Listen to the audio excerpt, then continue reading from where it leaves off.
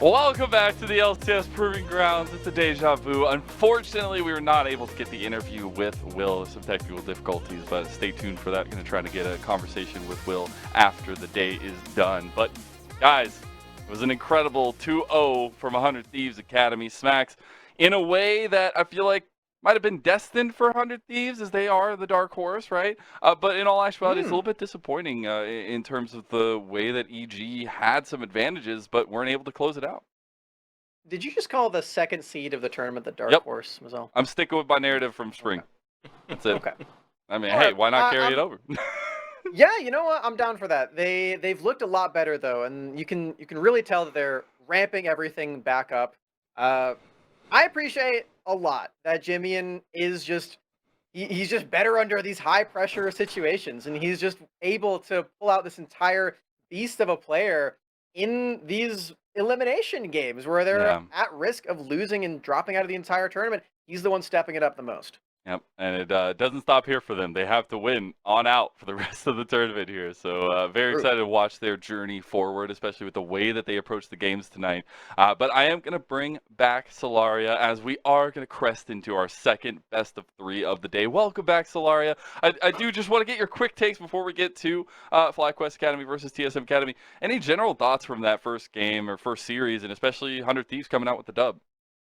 Honestly, I don't think I could have predicted the outcome of that series, but seeing 100 Thieves play, I think they absolutely deserved a 2-0 win in that series. And overall, I think I watched some really good League of Legends. I'm pretty happy with that one. I can appreciate that. But let's go ahead and get into FlyQuest Academy versus TSM Academy. I know, Solaria, you were very excited for this matchup in general. Going to this one, who are you looking at? Do you have any thoughts on general storylines? Honestly, these two teams have just some huge, there's so many heavy hitters for players that every single person can take over this series. Every single one. I think in particular, Diamond can absolutely do it. Takeover can absolutely do it. I think Yuji can do it. Tactical, there's so many good players that pointing one out feels like a disservice to everyone else. It's such a tight-knit 5v5 here, especially. And I do want to hone in a little bit more on FlyQuest Deserex and look at a lot of the positives we've seen from this team, even in the lower bracket. Yeah, even being in the lower bracket, I mean, FlyQuest, they had a good start of the season, and then things started to flounder a little bit. Well, now they're trying to find their second life. And for the most part, we're hoping that these pieces are able to click a little bit better. There's a lot of smart players, a lot of good talent on this roster. Diamond is someone who I look at and just absolutely adore talking to whenever I'm able to get information out of him. Yuji is one of our most hyped up jungle prospects that we have. And Spyrax, say no more than the play where he 1v5 Team Liquid at the fountain. And there's a lot of promise here. We just need to see it actually click as a whole team. We need to see it click as a unit and not just be about the smaller things in the micro. Yeah, and Smacks on the other side, right? TSM Academy, I think it's been an up and down ride, a lot of changes to the roster, but an interesting story in its own right. You talk about FlyQuest need to find their second life. I think TSM needs to find the first one because they have not been together as these five players for very long. Anda brought up from no org very briefly playing in the amateur circuit. Soul was bouncing around the LCS team and now back here. Tactical and Mia very similar. Really just been Takeover who's been the singular person who's been on the team for the entire split. Everyone changing around him. And I think for TSM, they've looked the shakiest, but it makes sense that they've looked the shakiest. They dropped a couple of games to the amateur teams, but they haven't lost a series in that way quite yet. I think if any team is going to get better throughout the tournament, I already talked a lot about how 100 Thieves could be that, but TSM, we know these players have reached tremendous heights before as individuals. They just need to show they can do it together as five.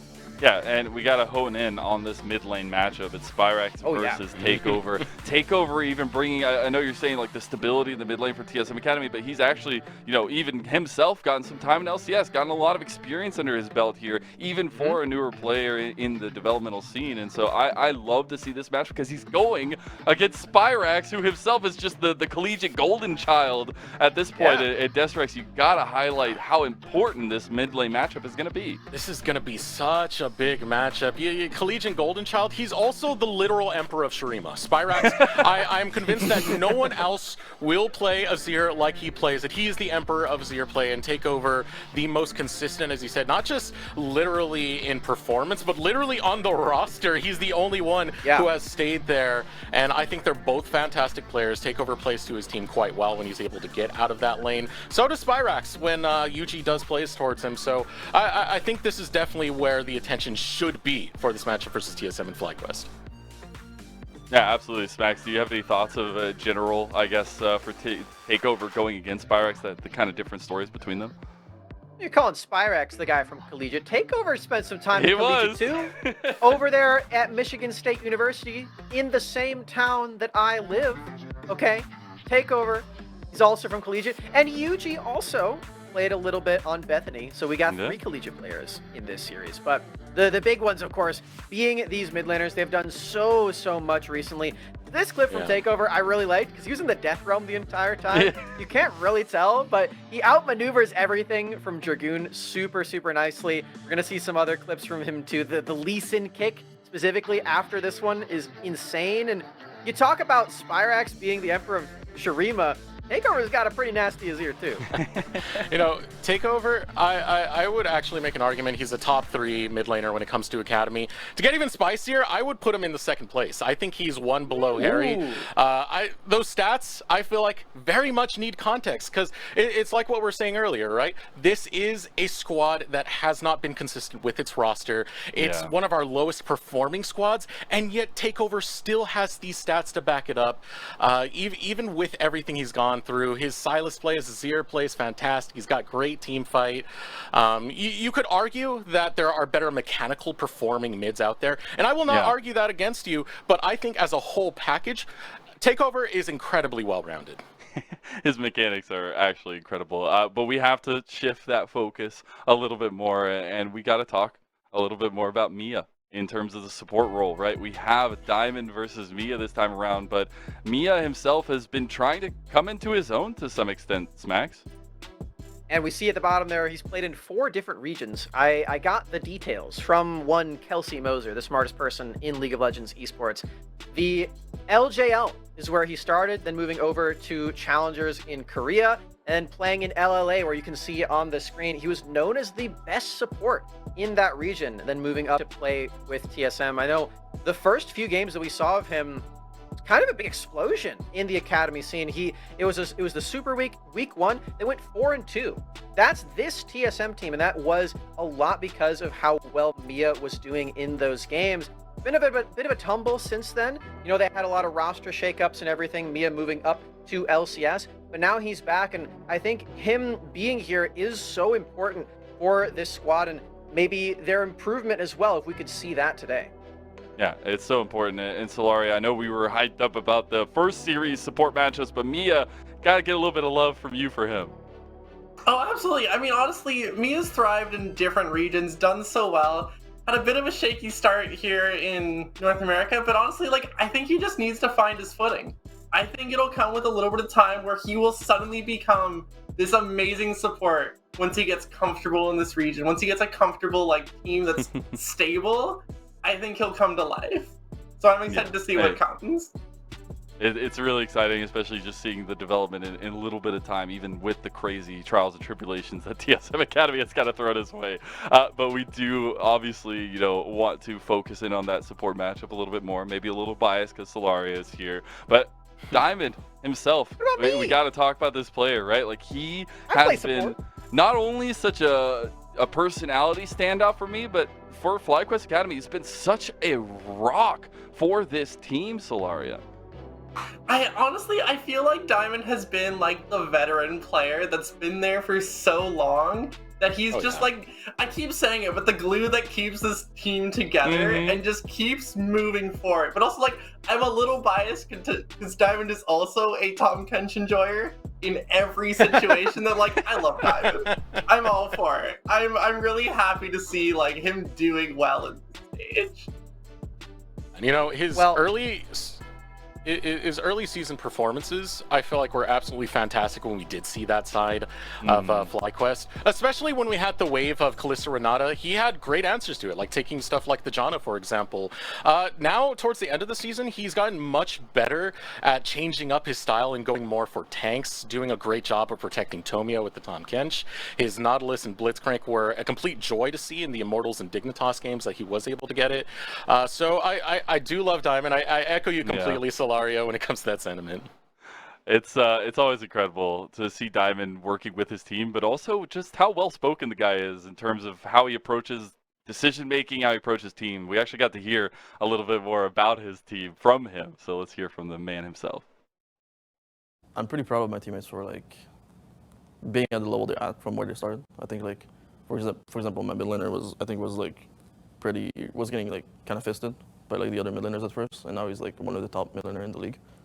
So I think like one of these like low things actually like matters a lot in the long run, because I think what matters the most when you're the strongest team is that all your players are the strongest in the role, because first of all, like the team play comes after your individual level. So if you are better than the whole enemy team, it doesn't matter how good you are as a team personally. So and that's what happened with my previous teams. I had players that were above the other players, even if we were worse at like team play or macro or anything.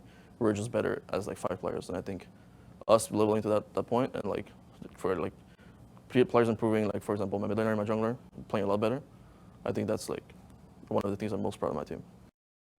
A little bit of pride there from Diamond, a little bit of happiness, and especially throwing some love on his teammates, Smack. So love to hear it.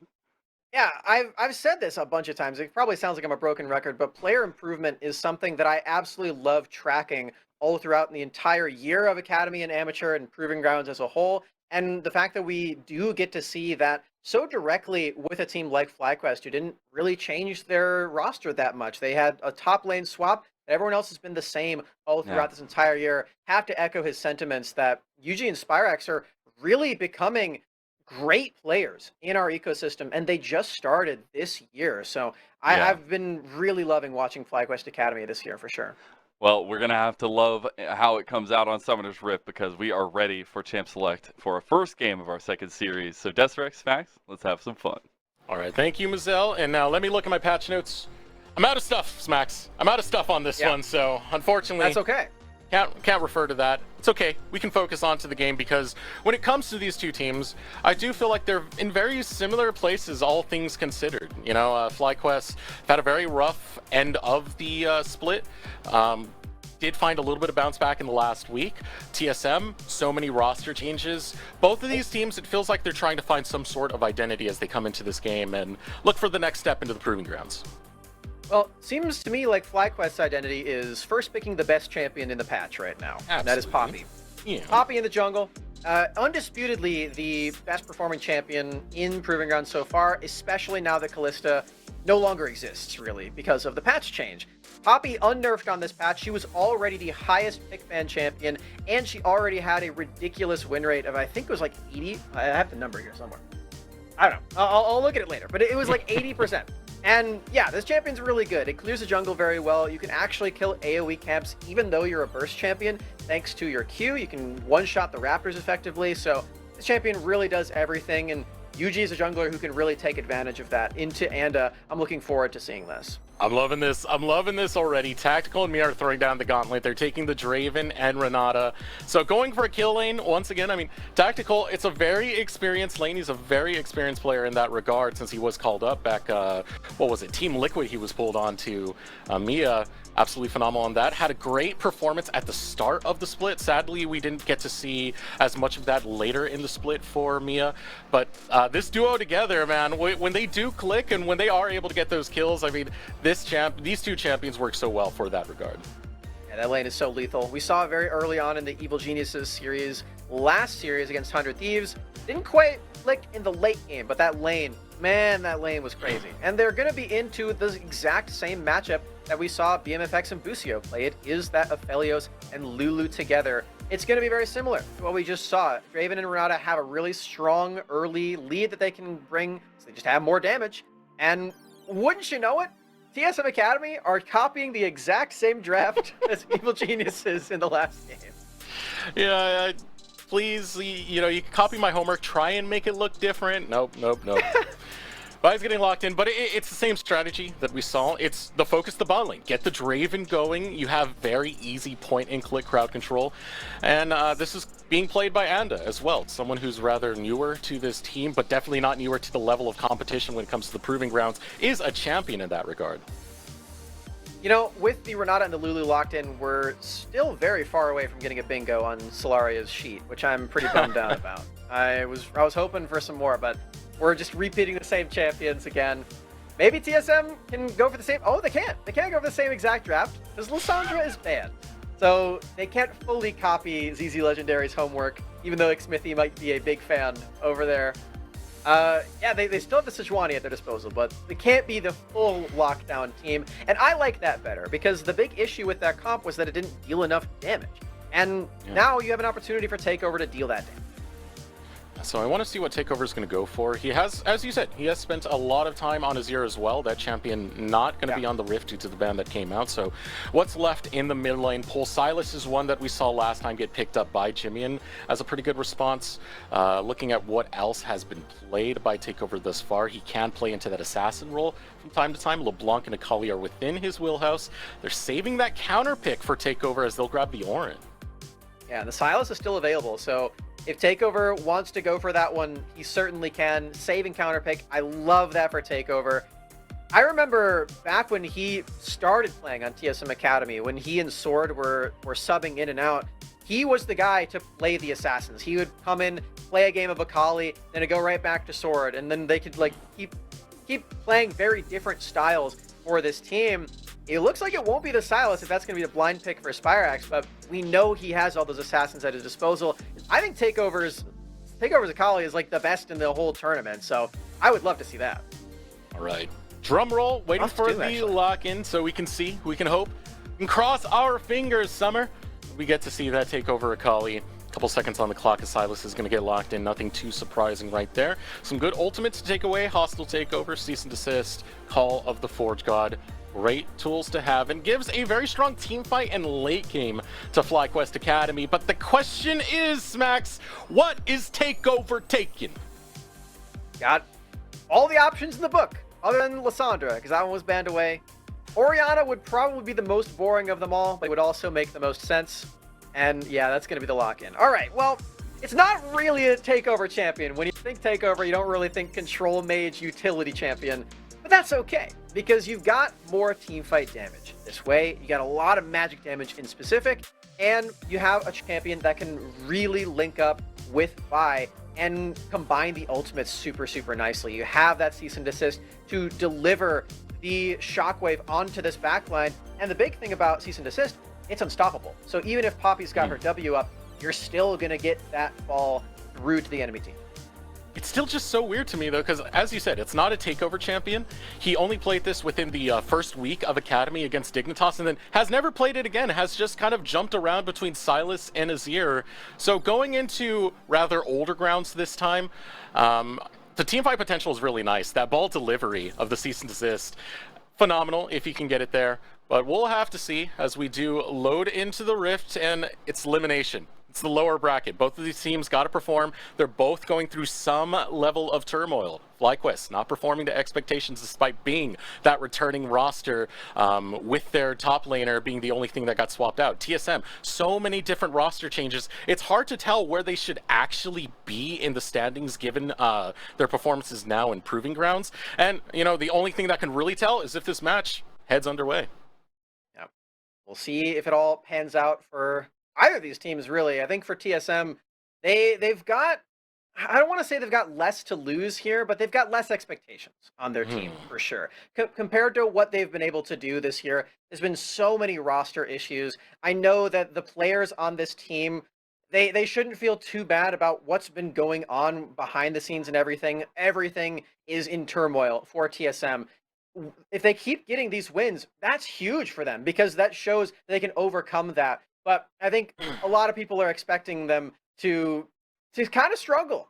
And I hate to say that because I love the guys on this team, but it's just true. The situations in this year have been really tough. So I'm hoping for the best for them. I like the composition that they have. And Destrix, are you familiar with basketball?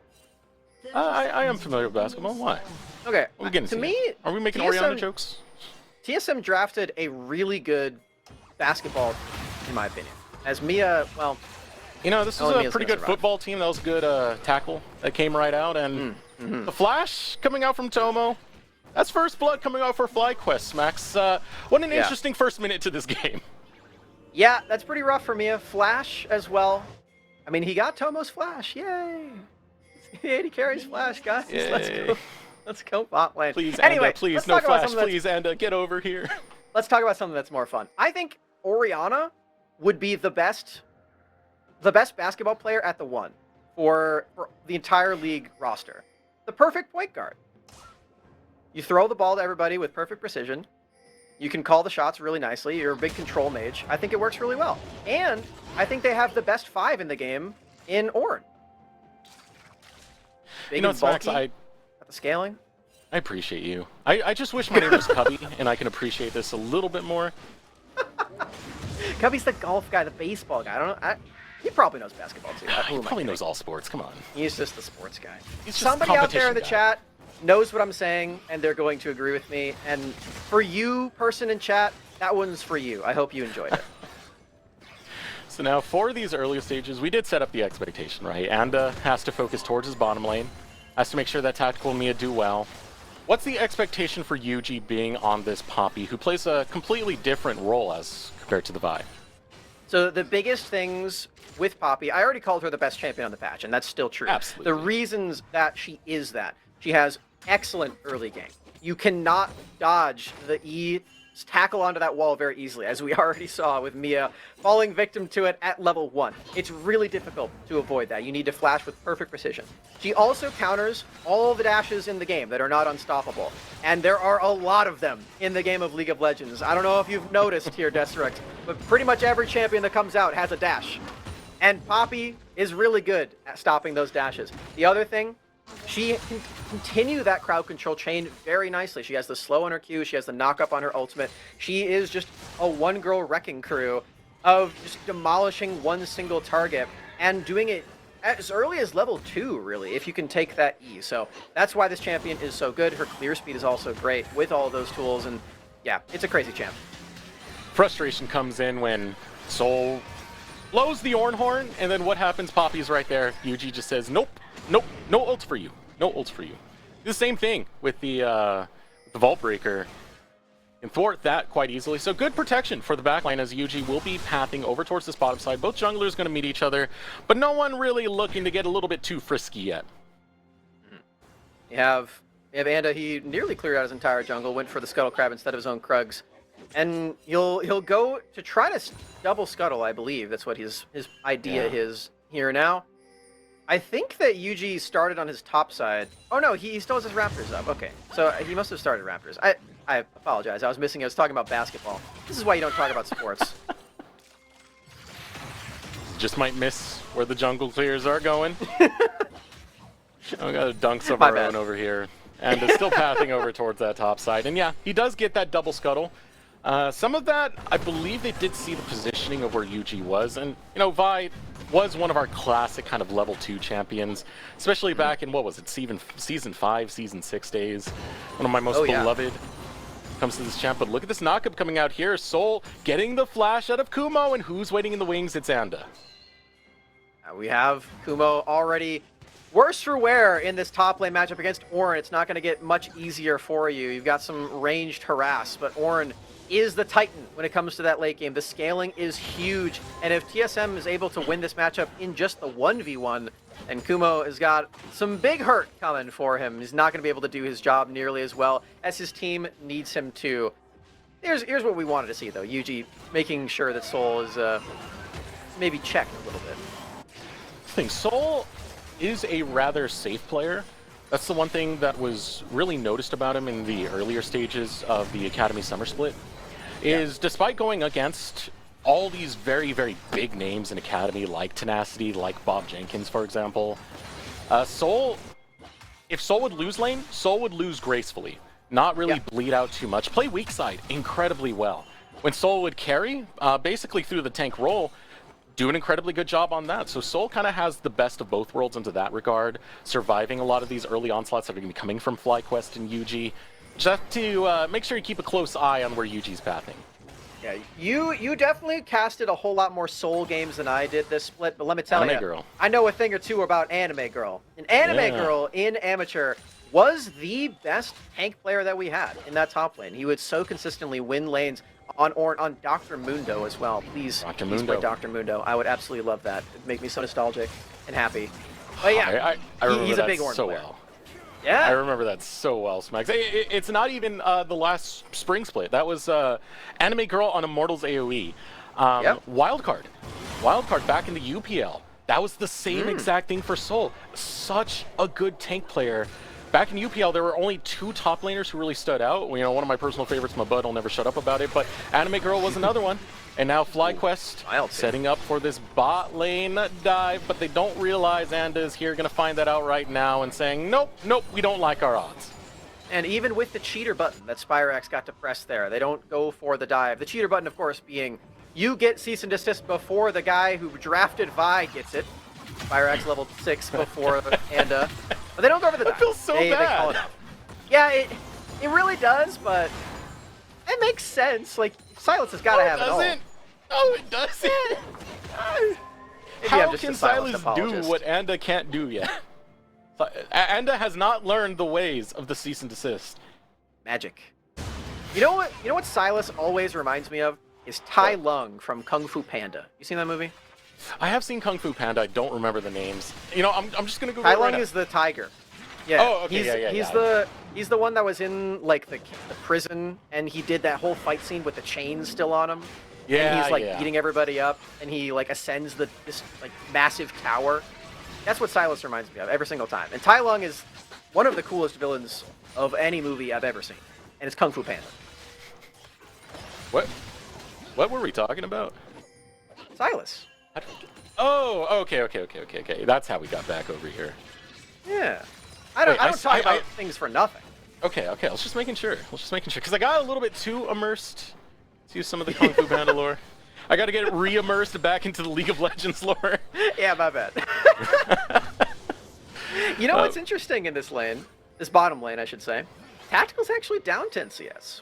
Tomo and Diamond have done a phenomenal job just in this lane. Yes, he did walk into lane with an extra longsword, thanks to Mia being caught early. But it's still a pretty big deal that Tactical on this Draven with Renata is this far down. Or TSM, you want kills on Tactical very early on. Cash in all day. Tomo and Diamond, one of the things I praised Diamond for was his ability to neutralize some of the more meta lanes. Obviously, Draven Renata is becoming a lot more meta now. People are very happy to pick up this kill lane for the bot side. Diamond's playing it well. They're the ones with priority, pushing into that tower, and Tomo's definitely got to love it for the late game when this Aphelios comes online. Committing to the bottom lane, though, does leave the other side of the map vulnerable. Maybe it's going to be worth it. Oh, the bailouts. Ooh. Bailout comes in. Tactical's going to stay alive. Pushed in by the handshake. Mia trying to get onto UG, but Takeover is there to provide some backup for Team Solo Mid Academy. Clearing out the waves. Tower getting lower and lower as already 3 plates have been taken by FlyQuest's bot lane. Really cashing in over there. The fight's continuing as Seoul has to put up with the onslaught of Kumo. But no one going to fall just yet. Just trying to make those first foot plays, but hard to finish them off when both teams seem to be on the heads up for him. I was saying before that by Anda and Takeover committing to that Rift Herald, it leaves Tactical completely on that island, and it's really not something you expect to have happen to you when you pick Draven. You have so much damage very early on, but regardless, that's where Tactical finds himself, denied all of those minions underneath that turret. He's now down 20 CS to Tomo, and Tomo's already got his Mythic completed. He is chilling on this Aphelios. Very different from what happened in that last series where Kaori was actually up 2k. Tomo, the complete opposite right now. His team actually did help him commit to that play, get 3 plates on this Aphelios, and yeah, he's up 1,000 gold right now on Draven. But yeah, Tactical hasn't died yet. He's got all his stacks. Ooh.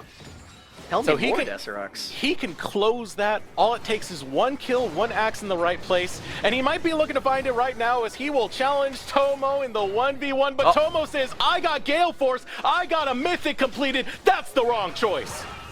Oh, Yuji going for the flank as well. Steadfast Presence blocks the Vault Breaker, getting the knock up into the air on Anda, and Anda has nowhere to go but to the respawn. Cease and Desist going to be stolen away as Spyrax will use it right on to Takeover. Followed through by Diamond. Glitterlance gets the slow but shock glance. It's not enough for the disengage. Spyrax grabs the kill in the mid lane.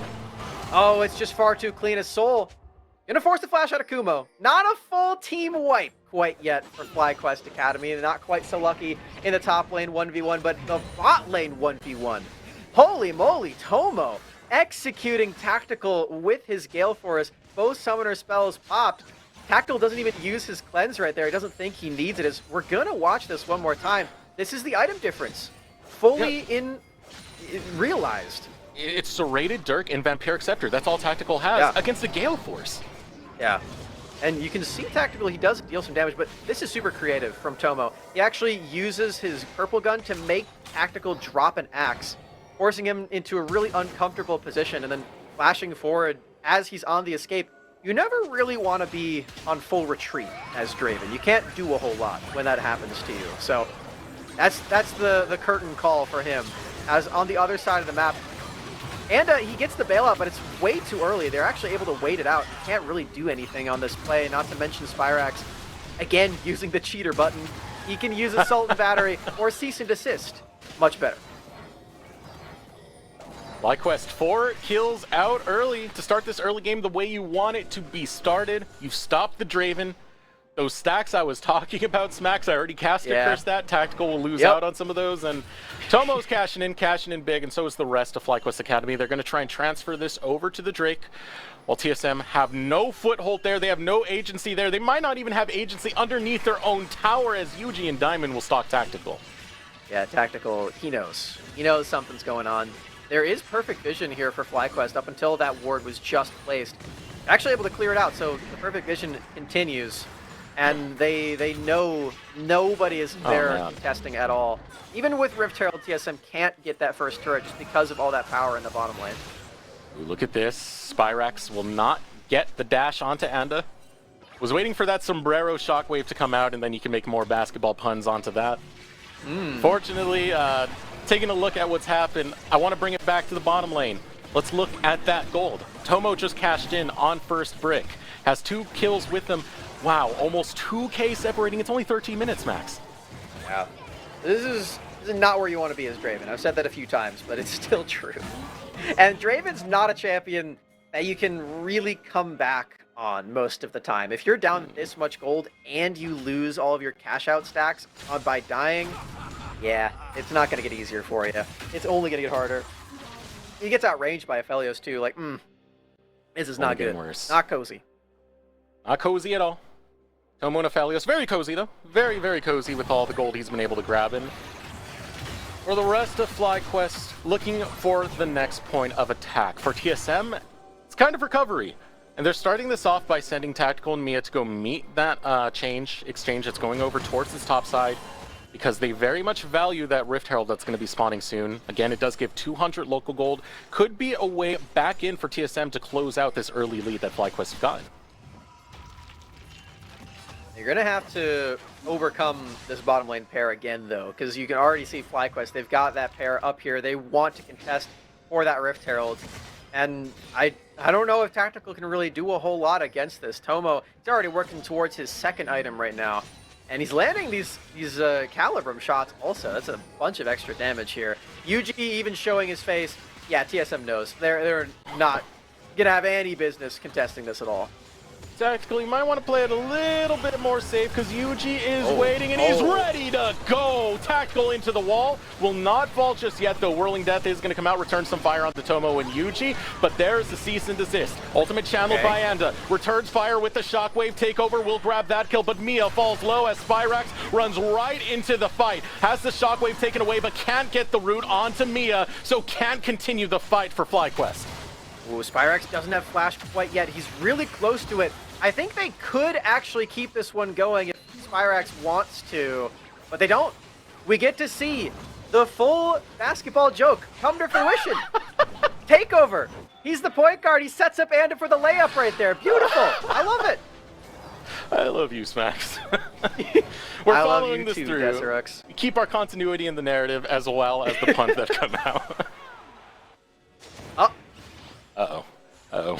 It's not tactical Lulu things, I guess. It's a 40 CS deficit, so much gold to Tomio, and he's grabbing himself another turret. Tomio's going to carry this late game like nothing. If you pan down a little bit also, you'll see the Rift Herald is also being taken by FlyQuest Academy. Ah. Yeah. Everything that TSM was trying to get up from the top lane. They got 1 kill, and you know what? That's 2 points to lay up. They miss out on the turret and the Rift Herald. The Rift Herald, what is it, a dunk? It kind of charges into the tower, right? That counts as a slam dunk. I think the basketball puns only work with Orianna, I'm going to be honest. I don't know how we can translate it to Rift Herald. Smacks, don't be a bit of a stretch. I get what you're going for, though. The slam dunk is, I mean, maybe Rift Herald is built more for hockey. Like a body check into the turret. I'm walking past this topic because I've been embarrassed too much by you, Smacks. I want to focus back onto League of Legends and no longer fail at these puns. What are we expecting from TSM? Their comp was focused towards the early game, but now they need to find a fight right now. They need to find a way back in right now. FlyQuest are not giving them any window. What is the opportunity, Smacks? They've got Ornn. Ornn's a pretty good opportunity for late game when you get all the scaling down, and we already talked about how Soul's a really good tank player, so this could be an opportunity. A big opportunity right now, follow through with the shockwave, but Tomo with the Gale Force will slide on out, and even Whirling Death is not enough to take him down. Yuji with the Hex Splash over the wall just to ensure that his buddies are A-OK. And despite all the attempts coming out from TSM, they can't find a pick, Smacks. Oh, that's so disheartening when you use literally every single ult, and you can't even kill the one person that you were going for, Tomo. They don't even kill Diamond either. This Lulu, very frail champion, can't even get on top of him either. Man, that's got to be rough for TSM. They have to find a way to bounce back from this, because I know I've been in these situations where you go for literally everything at your disposal. You try desperately to get one pick and it doesn't work out. They have to remember that they didn't actually die. They didn't actually give up a whole lot for that one. It's still going to be okay. They can try again. Someone on this team has to remind them of that. It's Yordle. It's so intimidating. She runs at you so fast, and because her character model's small, her legs look like they're going faster. I know, I love that skin so much. She takes such tiny steps. It's hilarious. Oh, man. Waddle, waddle, waddle. Rift Herald being placed into the mid lane as Yuji waddles around this lane. Will call out the teleport of Spyrax. TSM looking for the defense, but they only got Mia in tactical, and that is not the troop you want to defend this demolition duo that's coming out from FlyQuest. Shelly with another charge will take down that tower, and TSM watching another structure fall, giving up more map pressure, and FlyQuest are so happy to take it.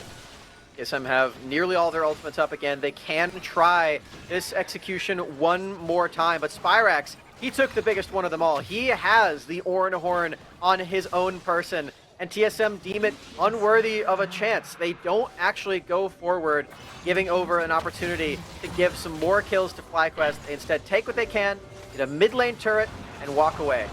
Oh. Can they walk away, though, when the Call of the Forge God is being Look at called? Kumo's Mia rage. gets chased down, and Yuji will find the knock-up. Mia falling without even popping the ultimate. Now hopping into the fight. Mega Gnar coming out from Kumo, hops onto tactical. Cease and desist will fall onto the back line as Spyrax hops for takeover. Will go golden. Has the backup of Yuji, who slams takeover into the wall. Will make a trade of mid laners. The fight going to continue. So favored for FlyQuest it is. And trying to get something back, but Diamond says no. Pix will be there to provide the shield, and not enough health left in the tank for Anda. Oh man, Anda trying his best to survive at the end, but his team had already forsaken him, and Kumo came up huge in that fight. He had the perfect amount of rage to start things off. Spyrax with the Ornn Horn completely sets them up on the right foot. Look at Kumo's rage bar. He hits Mega as soon as the fight begins. That's such great timing from the top laner of FlyQuest Academy. He's able to execute multiple members on this play. I want to take a look at the Baron pick, because I actually was watching Kumo the entire time. I want to see what actually happens here. Spyrax, does he live this? There's no way he lives this, right? He doesn't. Okay. I mean, I've seen him do crazier things, so I had to be completely certain. Appreciate Diamond, who's, you know, kind of what we complimented Smoothie for, the protection that you get with his Lulu. Diamond just making sure that every single point of that HP pool gets utilized, Max. Yeah. You know what? As long as it's not 0, you're still fighting. And we get to see that one today, as Yuji drops down to 1 HP. Was it actually 1? I wonder if we can get a check on that one, because it was pretty low. Anyway, FlyQuest, they don't actually get a Baron, because Baron literally wasn't even alive when that fight was going on. The Baron pit was empty. So they don't actually have the huge pushing pressure quite yet. What they do have, though, is a 6,000 gold lead and a flash on Yuji. Yuji comes out over the wall. We'll get the slam into the wall of tactical and take his life. Still looking to continue, and will fall. And it doesn't matter if you're fighting disadvantage. FlyQuest are so far ahead, it doesn't matter. They'll chip away at the wall that is Soul. And with a triple kill going over to the bloodthirsty support Diamond, FlyQuest are taking towers. Shout out Diamond, kill stealing 3 times in that play. And by kill stealing, of course, I mean kill secure. You cannot get these kills without the power of the Lulu, my friend, as FlyQuest wipe the entirety of TSM off the map. We can now move over to that Baron. And Desirux, remember when I said that Poppy was the best champion on the patch? I do remember, Spax. Do you believe me now? I believe you. Yeah. Yeah, this champion's pretty good. And why is that? Why is that? Let's look. Why is that? He comes from the Raptor pit and slams him on the other wall, on the other side of mid lane. That's how fast Poppy is. You can't do anything to counteract this whatsoever. Absolutely brutal. I love the triple kill from Diamond. Supports need some love too, you know? Some zombie apocalypse stuff. From every direction, FlyQuest were just bleeding out. And TSM are like, uh-oh. Gotta board up the windows. Board up every single window you can. Just look at who's coming. FlyQuest in every single lane. Top lane, Kumo holding it down. Bot lane, Spyrax getting a minion wave going. And the rest of FlyQuest just looking to make this clinical. They're closing out the game. They know they have this in their pocket, and there's not much TSM can do when they drafted for the early. All of these Baron minions are going to start ripping apart the base of TSM Academy. We're definitely feeling like they're on their last leg. They've been in this position before in Proving Grounds, but it feels a little bit different right now. FlyQuest just had everything go right for them in this game from the first minute where they found Mia out at level 1. FlyQuest, firm grasp on this series. Likely going to be taking us to that 1-0 match point for them. Got these Baron minions here. This could be the opportunity. Here comes the knock-up, looking for the collapse onto Tomo. Hostile takeover lands onto 2. Spyrax now walking in to try and stop the advancements of Anda. Yuji shows up. There's the pain. There's the damage. Payback being used, but Anda can't collapse onto a kill fast enough. The pressure coming in the bot lane. The pressure coming in the top lane. FlyQuest are dismantling TSM, and the pressure is making them crumble. Oh, that's 2 times in one game that they commit everything to try to kill Tomo. And he lives with just a sliver of HP. That's so tilting, Desirux. But it happened all the same. TSM Academy are facing down some of the most frustrating experiences. And they just might lose as well. FlyQuest have just such a solid advantage. TSM going to have to think about game 2 very soon. Oh, the siege coming in for FlyQuest. We've had quite a bit of hiccups coming from this squad, but they're looking to make their statement right now as Kumo hops onto Tactical, forces him in the other direction, but Spyrax follows through. Tactical will get away, and now looking to run away as he's far from home, but the health bar is getting a little bit low here for FlyQuest. Shockwave goes out, already 1 pick gonna be grabbed. Spyrax hitting the ground, but Kumo will return it with a rampage onto Soul. Now Anda takes his way out of the jungle, and FlyQuest, they will still get the inhibitor, but almost losing out on a bit more. They do lose Spyrax in the process. Will make the retreat. Time to grab the Drake. Not going to lose out on much else. I actually think they. Well, Kumo. There he is. Yeah, Huh. go get him. Okay. There you go. Got the hop. Oh man, That's rough. that's a sad way to go. 5-0-3 now is Kumo. Which wanted his red actually, buff. we should really highlight Kumo in this this context right here, because one of the things we kept saying during the regular academy season was who's better, Philip or Kumo, when it comes to this academy position.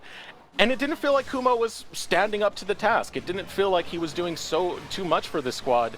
5-0-3 on this Gnar here for the Proving Grounds. This is the step up we were hoping for.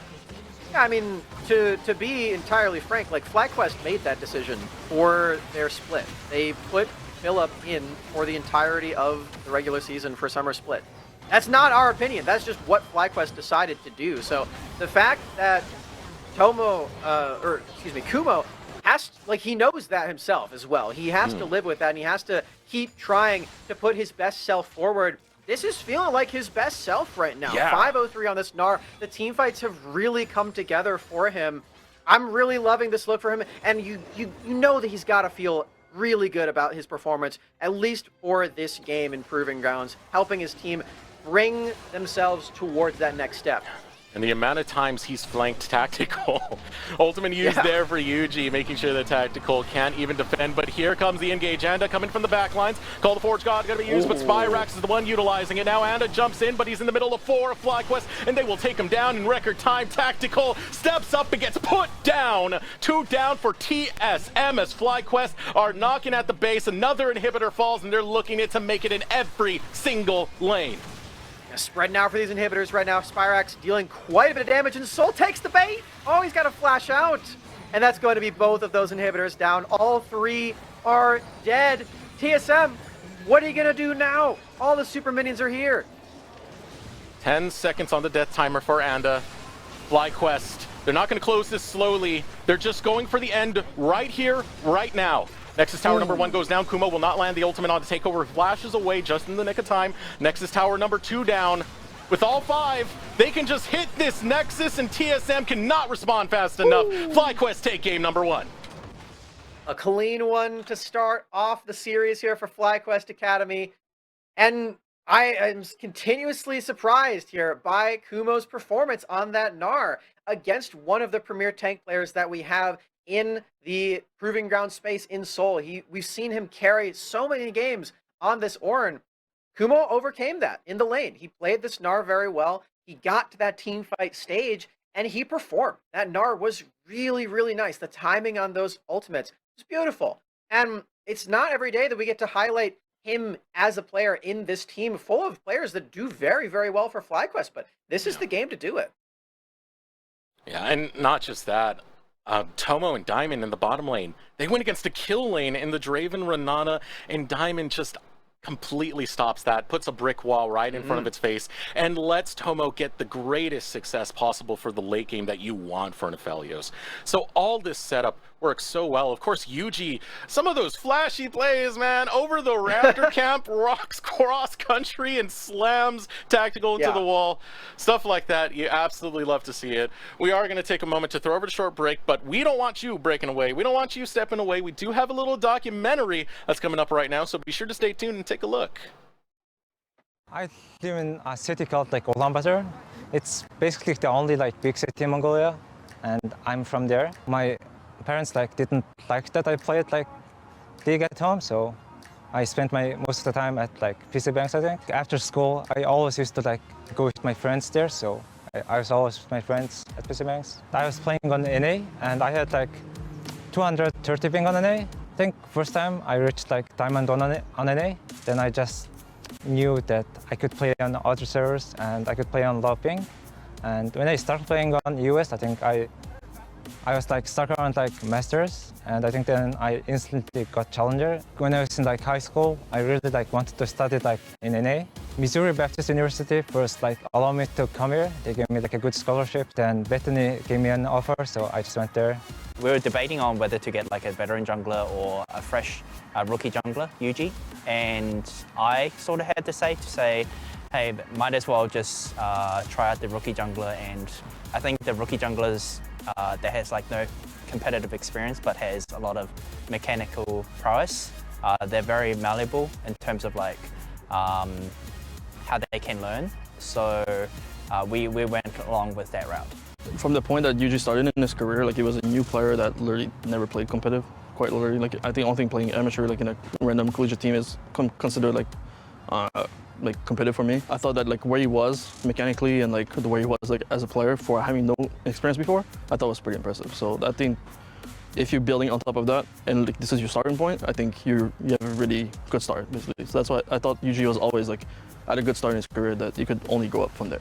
Yuji, he wasn't well experienced, so our mid-jungle synergy was kind of not there at the start, so we had to pretty much start from the scratch so we can translate our mid-jungle pressure into a bot lane who were performing very well at the time and even now. So yeah, just needed time for these guys to really, the rookies to really get the feel of how the level they're playing in. I did play with teams with rookies, but not that were like this new. I think it was kind of hard for me because there's a lot to do with like the language gap, and I think it was his first competitive team. So I think it was a very hard environment for him to come straight into academy with our team specifically, because we had like a veteran bot lane and like another rookie top laner. So I think it was pretty difficult for him. Diamond used to get mad at me sometimes. Like our bot lane being mad and tilted, I think helped us a lot, I think, because we really had to like step up because we were kind of ending at like the first half of the split. I was just like going bot and killing myself over and over, so yeah, I think I kind of improved because of it.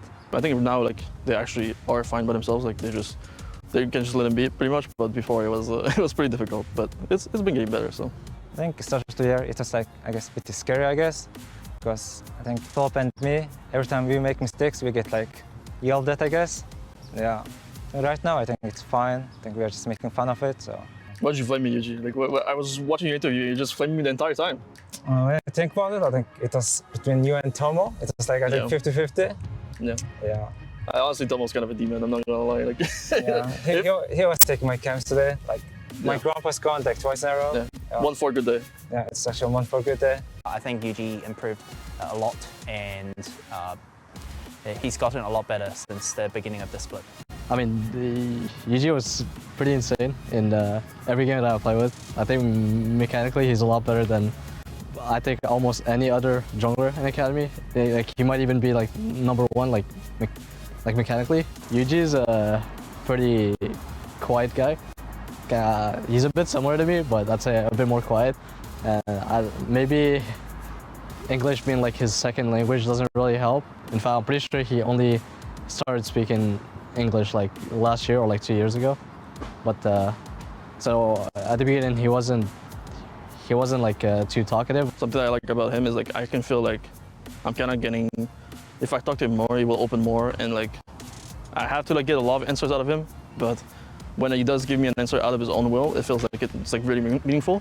So for me, like anytime like he would come up to me and show me something, I'd be like, oh, that's really cool. Like I like that, and he's like really into anime. I think our whole team is kind of into anime. We like the whole culture and everything. So I think it fits well with everyone. So hopefully by next year, so sometimes next year we'll be like the top players on our respective roles. Going into summer, I hope he can definitely like prove himself to be one of the best jungler in the academy and translate well into LCS. For this year, I think my goal is to probably become like LCS ready.